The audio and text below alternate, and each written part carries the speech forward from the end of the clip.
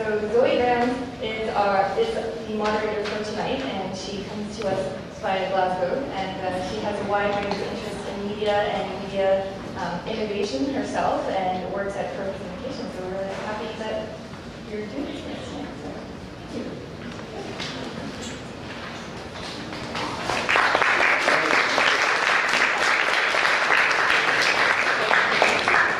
Thanks, Hannah. It's great to be here. I'm just going to go down the line and introduce the three speakers that we're really pleased to have with us this evening.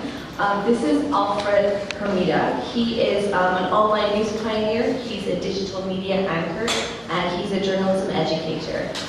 He spent 16 years working for the BBC, and as part of that, he co-founded what is now, I'm sure you'll agree, the hugely successful BBC News site. But he now leads the integrated journalism program at the Graduate School of Journalism at UBC. He became an IBM CAS Canada Research Faculty Fellow in 2010, and he's helped to found the Canadian Music Wiki, which collates a crowdsourced encyclopedia of Canadian music. He also writes for international journals such as Journalism Practice and MC Journal. So I'm sure, as you can see from that impressive list, he's built an international reputation as an authority on new media. And he not only writes about crowdsourcing, but practices it also. So welcome, Alfred.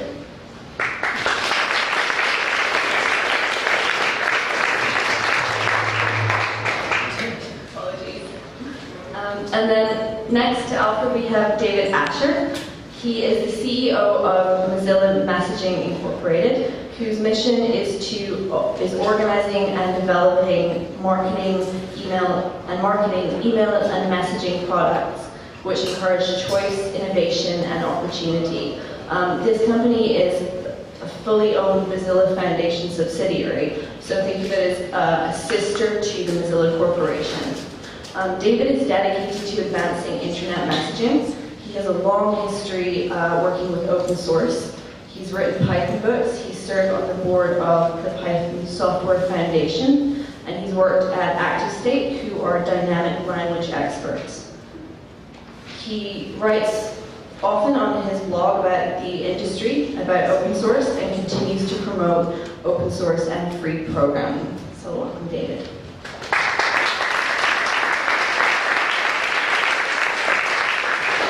And last but not least, we have Leigh Christie. Leigh is an accomplished engineer, artist, and event producer. He is the co-creator of the famous Mondo Spider, which, if people don't know what it is, it's basically an electric vehicle which propels itself on 8 mechanical legs. He's an engineering consultant at R&D, and he's the co-owner of Misty West, who consult to sustainable transportation companies. But he's also the executive director and co-founder of the educational charity eatART Foundation. This fosters new media art research with a focus on large-scale kinetic and robotic sculpture. So this project encourages education on the role that energy plays in our lives and helps to raise awareness and raise questions about the impact that energy use has on our society and our environment. So, welcome, Leigh. Yes, the question was whether, given low voter turnout, but the rise of crowdsourcing, whether we're seeing a shift in, I suppose, structured political activity and more unstructured grassroots bottom-up activity. I'll give an example of what the BBC did, a project I studied, which the BBC tried to sort of galvanize sort of grassroots civic engagement through a project called Action Network. So they wanted to create a website where people could come together and essentially crowdsource problems in their area and deal with it. And it didn't work. It just fell flat. Part of it was because it was done within still a big institution. The BBC, because of the need to be impartial, said, we want you to be politically active in this sphere, but don't make it political. So you can complain about a street light being off, But you can't say, actually, this is because our right-wing council is cutting budgets to do with street lighting. So the project was started from the start because of those concerns, but I think also because what the BBC realised is that actually these campaigns are already taking place outside of institutional structures. You don't need a big institution to help you organise a grassroots campaign. And that actually, what you should be doing is, rather than try to create this massive portal for everybody to come together, is instead providing ways of supporting what is already happening out there. From the journalism point of view, is by providing news and information and having things that you can embed and share and distribute in your network. So the question, I think it's a very good question, and I don't really have an answer, but what I would suggest is, it's a shift in terms of how governments do politics, whether they think in terms of, we will create the environment for you to come and do your politics here, or whether governments recognise that politics is taking place already in a lot of different spheres, but actually in a very uncontrolled way, and we have to find ways of tapping into what is happening outside of our sort of formal spheres and engaging with those publics. Does anybody else have a question on that similar vein? Yes. So just to paraphrase, the question is that in order for people to produce their best work and to be working at their optimum, then they need to be in a relaxed state. So how do you help to induce or encourage that relaxed state if you're crowdsourcing on the internet? So maybe if we start with Leigh, since you addressed them directly, then we can go down the line. That was an absolutely fascinating question. It's interesting you should mention relaxed state, because that, believe it or not, that has come up over and over again in my organization. People have different working styles. And there are people within eatART that they need the pressure, like they need the stress, and otherwise they won't get it done. And there's other people who are exact opposite from that.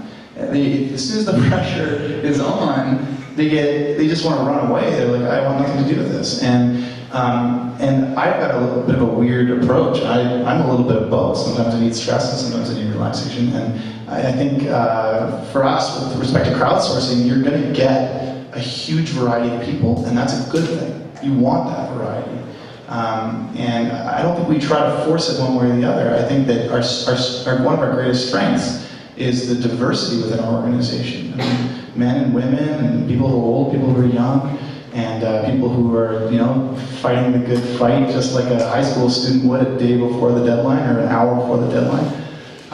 So yeah, I would say, I don't know if this answers your question, but I would say if you do have people within your organization that are just stressing everyone else out, just quarantine them a little bit. Say, listen, you don't have to leave, but we just have to put you in this red room for a little while. I can't speak to art, but in some ways programming is a lot like art. And programming is interesting because unlike artists, they're paid very well. And so management consultants worry a lot about how to make them productive, as opposed to artists where who cares. And the one sort of solid bit of data that people have is that programmers get in the zone, and when they're in the zone, they're 10 times more productive than when they're not. And that's why if you go into any software shop, you'll see people with massive headphones that block out distractions. You'll see programmers who show up at 4 in the afternoon and then work until 8 in the morning because that's when nobody else is around. Because that's what gets them most productive. But at the same time, I think there's the same thing. Say in the context of Firefox, for example, right now we're on the run up to Firefox 4, where massive deadline, and there's a set of people who are their most productive right now. They're not sleeping at all, but they're really productive. And then there's a bunch of other people who just can't deal with that, and they sort of hold off. They let that train go through, and then they'll go back when it's less relaxed. There's one guy I'm thinking of in particular who's a volunteer. He's a librarian in the middle of the sort of eastern Washington state. He's doing all his work through a modem. Awesome contributor, but as soon as there's any bit of stress, he just disappears. And then he comes back later and cleans up a bunch of stuff. So I think it's, in many ways, we're all the same kind of people.